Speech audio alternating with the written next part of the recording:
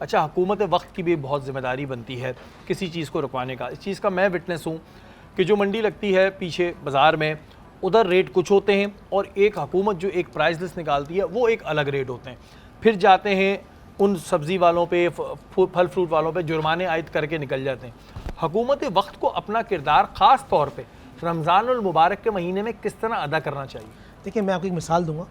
سیدنا عمر بن خطاب رضی اللہ تعالیٰ فرماتے ہیں کہ دریائے فرات پر اگر ایک کتا بھی بھوک سے مر جائے گا تو اللہ عمر سے پوچھے گا۔ حضرت عمر رضی اللہ تعالیٰ کا دبدبہ کیسا تھا؟ دریائے نیل چلتا تھا، ہر سال ایک نوجوان لڑکی کی بھینٹ دی جاتی تھی، دریا میں ڈالا جاتا تھا۔ تو حضرت وہاں کے جو گورنر تھے انہوں نے خط لکھا کہ یا امیر المومنین، اب ہم آ چکے ہیں، کیا ہم بھی ایسا کریں؟ آپ نے ایک لیٹر لکھا کہ بسم اللہ الرحمن الرحیم، محمد کے غلام عمر کی طرف سے یہ خط لکھا جاتا ہے جو اللہ نے مجھے ایک ذمہ داری دی ہے۔ اے دریا، اگر تو اللہ کے نام سے چلتا ہے چل، ورنہ تیرے چلنے کی ہمیں ضرورت نہیں ہے۔ وہ خط ڈالا گیا اور آج تک وہ چل رہا ہے۔ صحیح۔ جب حاکم حکمران ہوتا ہے، کل قیامت کے دن جو حاکم ہوتا ہے، عادل حکمران، وہ اللہ کے عرش کے سائے میں کھڑا ہوگا۔ جو عادل حکمران ہوتا ہے، جو مخلوق کے لیے سوچتا ہے، کل اللہ اس کو خاص پروٹوکول دے گا۔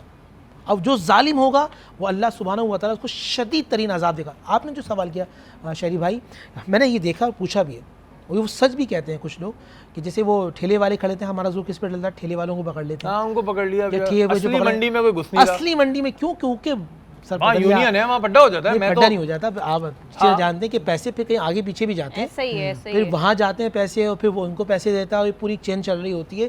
جہاں غریب ہوتا ہے اس کو گلا دبا دیا جاتا ہے۔ شریعت نے اس کو ناپسند کیا۔ حکومت پاکستان سے اپیل کرتا ہوں بحیثیت ایک عالم دین کہ سر، اللہ نے آپ کو طاقت دی ہے، اللہ نے آپ کو سیٹ دی ہے، اللہ نے آپ کو منصب دیا ہے۔ اگر یہ منصب آپ عمر فاروق اور عثمانی غنی اور مولا علی کی طرح گزاریں گے، کوشش کریں گے، تو کل آپ کو اللہ انبیاء کے ساتھ کھڑا کرے گا۔ ورنہ میں ادب کے ساتھ کہتا ہوں بحیثیت عالم، میں اللہ کے حکم کے مطابق اگر آپ ناانصافی کریں گے تو ایسا نہ ہو کہ آپ کا حال فرعون، شداد یا نمرود جیسا ہو۔ اچھا نور بھائی، ہم لوگ یہ باتیں ظاہر سن رہے ہوتے ہیں، عمل نہیں ہوتا کوئی۔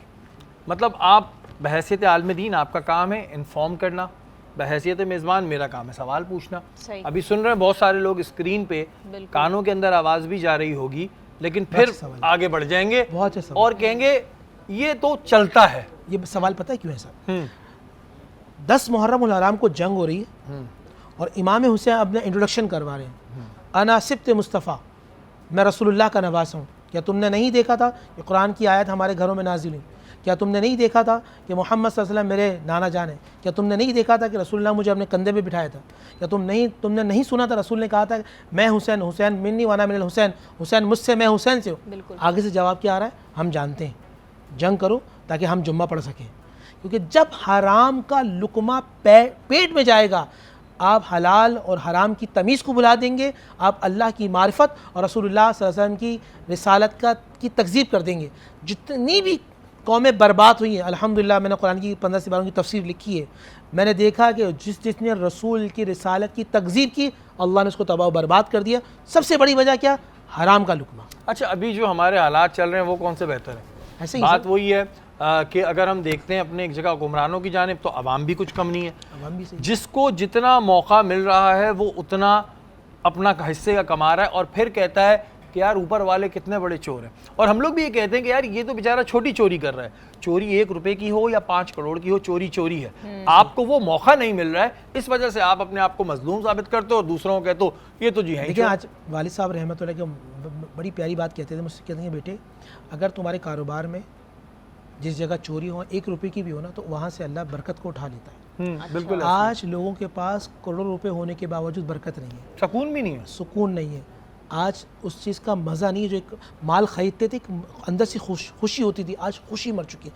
حرام کی نحوست یہ ہوتی ہے، جوان بچہ ہوتا ہے بیمار پڑا ہوا ہوتا ہے، بستر ہوتا ہے نیند نہیں ہوتی، کپڑے ہوتے ہیں دل مر چکا ہوتا ہے، تمام نعمتیں ہوتی ہیں خواہشات ختم ہو چکی ہوتی ہیں۔ اور آج اس قوم کے ساتھ یہ ہو چکا ہے، کیونکہ اللہ کی نعمتوں کا انکار، رسول کی تعلیمات کے خلاف بربادی مقدر بن چکی ہے۔